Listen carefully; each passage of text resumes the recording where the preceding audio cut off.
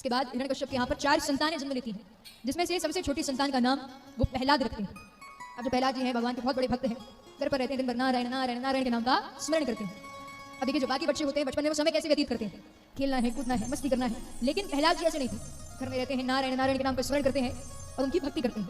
अब हिरण्यकश्यप ने तो एक तरफ कहकर रखा है कि कोई भी मेरे राज्य में नारायण का नाम नहीं लेगा, और वहीं दूसरी तरफ खुद की संतान नारायण नारायण नारायण कर रही है। वो सोचते हैं कि ये तो सही नहीं है। प्रहलाद जी को समझाते हैं, कहते हैं प्रहलाद ये हमारे दुश्मन का नाम है, इस नाम को स्मरण मत करो। प्रहलाद जी तो सुनने से रहे, प्रेम से समझाया, अच्छे से समझाया, लेकिन प्रहलाद जी नहीं मानते। क्रोध में आकर के समझाया तब भी नहीं माने। इसके बाद हिरण्यकश्यप सोचते हैं कि प्रहलाद को मरवा देना चाहिए। महाराज विष दिया तब भी कुछ नहीं हुआ, हाथियों से कुचलवाने का प्रयास किया तब भी कुछ नहीं हुआ, मतलब हर तरह से प्रयास कर लिया लेकिन वो प्रहलाद जी का कुछ नहीं बिगाड़ पाए। अब हिरण्यकश्यप सोचते हैं ऐसा क्या करूं जिससे प्रहलाद नारायण नारायण का नाम लेना बंद कर दे। वो सोचते हैं एक काम करता हूँ, प्रहलाद को मैं गुरुकुल भेज देता हूँ, वहां जाएगा, जाकर के शिक्षा भिक्षा ग्रहण करेगा, हो सकता है नारायण का नाम लेना भूल जाए। तो इसलिए अब ये हिरण्यकश्यप निर्णय लेते हैं कि वो प्रहलाद जी को गुरु शुक्राचार्य जी के आश्रम में भेजेंगे। देखिए बार बार निवेदन है शांति बनाकर बैठे, यदि आपको कथा सुनना है तो शांति से बैठे। तो महाराज अब यहाँ पर प्रहलाद जी को भेज दिया गया है गुरु शुक्राचार्य जी के आश्रम में। प्रहलाद जी वहां जाते हैं, जाकर के कुछ ही दिन बीते हैं। हिरण्यकश्यप सोच रहे हैं कई दिन हो गए हैं, ऐसा लग रहा है कि मानो प्रहलाद सुधरने लगे, लेकिन उतने में ही सामने से गुरुपुत्र आते हैं। अब जैसे ही गुरुपुत्र आए आकर के कहते हैं कि मान गए आपके पुत्र को, पहले आपका पुत्र बिगड़ा, फिर पूरी पाठशाला के बच्चों को बिगाड़ दिया। पहले केवल आपका पुत्र नारायण नारायण नारायण करता था, अब पूरी पाठशाला के बच्चे नारायण नारायण नारायण कर रहे हैं। मेरा ये सुनकर हिरण्यकश्यप को बड़ा क्रोध आता है, अपने सैनिकों को भेजते हैं, कहते हैं जाओ जाकर के प्रहलाद को पकड़ करके लाओ। गुरुपुत्र पहुंचे हैं, वहां पर देखा एक वृक्ष के नीचे प्रहलाद जी बैठे हैं, उनके आजू बाजू सारे गुरुकुल के बच्चे बैठे हैं और सभी नारायण नारायण नारायण के नाम का स्मरण कर रहे हैं। वहां पर सैनिक पहुंचे हैं, जाकर के अच्छे से कहा कि चलिए आपके पिताजी ने आपको बुलाया है। महाराज नहीं सुना, बार बार कह रहे हैं कि प्रहलाद चलिए आपके पिताजी ने आपको बुलाया है। जब बार बार नहीं सुनते तो क्रोध आ जाता है, क्रोध में आकर के प्रहलाद जी का हाथ पकड़ लिया है। जैसे ही हाथ पकड़ा तो प्रहलाद जी की साथ साथ उन गुरुपुत्रों की भक्ति भी भगवान के चरणों में लग गई। वो भी वहां पर बैठ गए हैं और नारायण नारायण के नाम का स्मरण करने लगे।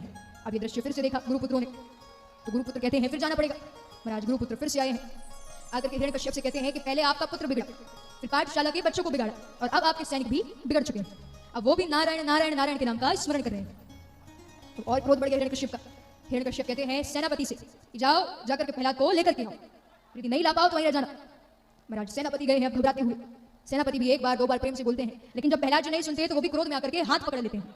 जैसे ही हाथ पकड़ा तो उनकी भक्ति भी भगवान के चरणों में लग गई है। अब वो भी वहां बैठ करके नारायण नारायण के नाम का स्मरण कर रहे हैं। मन में बात आती है कि वो क्या रहा है, जो भी उनके स्पर्श में आ रहा है उनकी भक्ति भगवान के चरणों में लग रही है। तो देखिए जिस तरह से बिजली जब पंखे में जाती है पंखा चलने लगता है, ट्यूबलाइट में जाती है वो प्रकाश फैलाने लगती है, टीवी में जाती है टीवी चलने लगती है। तो इसी तरह से एक भक्त की भक्ति के कारण जो भी उनके स्पर्श में आ रहा है उनकी भक्ति भी भगवान के चरणों में लग रही है। ये दृश्य देखा है गुरुजी ने। गुरुजी कहते हैं कि इस बार तो हम ही जाएंगे। महाराज जब गुरुजी गए हैं, जैसे ही गुरुजी पहुंचे हिरण्यकश्यप के पास, कहते हैं कि मान गए आपके पुत्र को, पहले आपका पुत्र बिगड़ा, फिर पूरी पाठशाला के बच्चों को बिगाड़ दिया, फिर आपके सैनिकों को बिगाड़ दिया, और अब आपके सेनापति भी बिगड़ चुके हैं। हिरण्यकश्यप को बड़ा क्रोध आया है। महाराज क्रोध में आकर के कहते हैं कि इस बार मैं ही जाऊंगा और जाकर के प्रहलाद को पकड़ करके लाऊंगा। अब हिरण्यकश्यप गए हैं, देखा सारे वहां पर बैठे हुए हैं, नारायण नारायण के नाम का स्मरण कर रहे हैं। हिरण्यकश्यप ने कुछ नहीं कहा, जाकर के सीधे प्रहलाद जी का हाथ पकड़ लिया और घसीटते हुए लेकर के चले गए। मन में फिर बात आती है कि पहले जो स्पर्श कर रहा था उसकी भक्ति भगवान के चरणों में लग रही थी, लेकिन इनकी क्यों नहीं लग रही?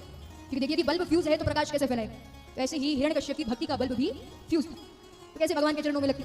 अब हिरण्यकश्यप प्रहलाद जी को घसीटते हुए लेकर के आ गए हैं, बड़े क्रोध में है। उतने में ही वहां पर उनकी बहन होलिका का आना होता है। अब जैसे ही होलिका वहां पर आती है, कहती है क्या बात है आप चिंतित दिख रहे हो, पूरा घटनाक्रम सुनाया। हिरण्यकश्यप कहते हैं कुछ ना कुछ करना पड़ेगा। होलिका कहती है कि चिंता मत कीजिए, मुझे वरदान है, मैं अग्नि में भी नहीं जल सकती, तो एक काम करो कि प्रहलाद को मेरी गोद में बैठा दो, तो ये तो जल करके राख हो जाएगा लेकिन मेरा कुछ नहीं बिगड़ेगा। ये बात हिरण्यकश्यप को जलती है। महाराज लकड़ियों का ढेर लगाया जाता है, होलिका की गोद में प्रहलाद जी बैठे हुए हैं, अग्नि प्रज्वलित की जाती है। जैसे ही अग्नि शांत होती है तो देखने को मिलता है कि होलिका तो जल करके राख हो गई, लेकिन प्रहलाद जी का बाल भी बाका नहीं हुआ।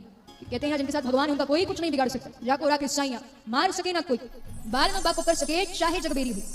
महाराज जैसे ये दृश्य हिरण्यकश्यप ने देखा, क्रोध और बढ़ गया है। क्रोध में आकर के कहते हैं प्रहलाद जी से कि तू कहता है ना तेरा नारायण हर जगह है, तो बोल तेरे नारायण से, जो सामने स्तंभ दिख रहा है तेरे नारायण इसमें से प्रकट हो, यदि आज तेरे नारायण नहीं आए तो तुझे यही मार दूंगा। महाराज प्रहलाद जी तुरंत ही नारायण नारायण नारायण के नाम का स्मरण करते हैं। अब जैसे ही बार बार प्रहलाद जी भगवान के नाम का स्मरण कर रहे हैं, तो उतने में ही उस स्तंभ को चीरते हुए उसमें से साक्षात भगवान नरसिंह का अवतार धारण करके प्रकट होते हैं। बोले नरसिंह भगवान की।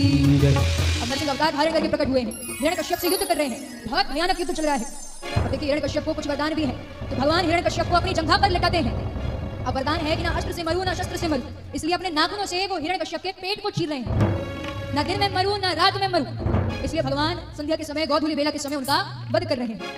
ना ही 12 महीनों में मरूं, इसलिए अधिक मास में उसका वध कर रहे हैं। ना ही नर से मरूं ना नारायण से मरूं, इसलिए भगवान नरसिंह अवतार धारण करके आए हैं, जिनका की जो शीर्ष है वो सिंह का है और शरीर मनुष्य का है। तो ऐसा नरसिंह अवतार धारण करके भगवान हिरण्यकश्यप का वध कर देते हैं।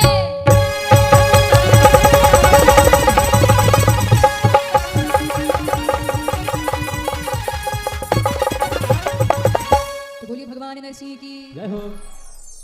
बार बार निवेदन है शांति पूर्वक अपने स्थान पर बैठ जाए, सभी से निवेदन है शांति से बैठ जाए। तो मैं अब इस तरह से हिरण्यकश्यप का वध कर दिया है। आज भगवान बड़े क्रोध में है, तो प्रहलाद जी भगवान की स्तुति कर रहे हैं, कह रहे हैं आपकी लीला सबसे न्यारी है, सबसे प्यारी है। आइए हम सभी मिलकर के विस्मरण करें।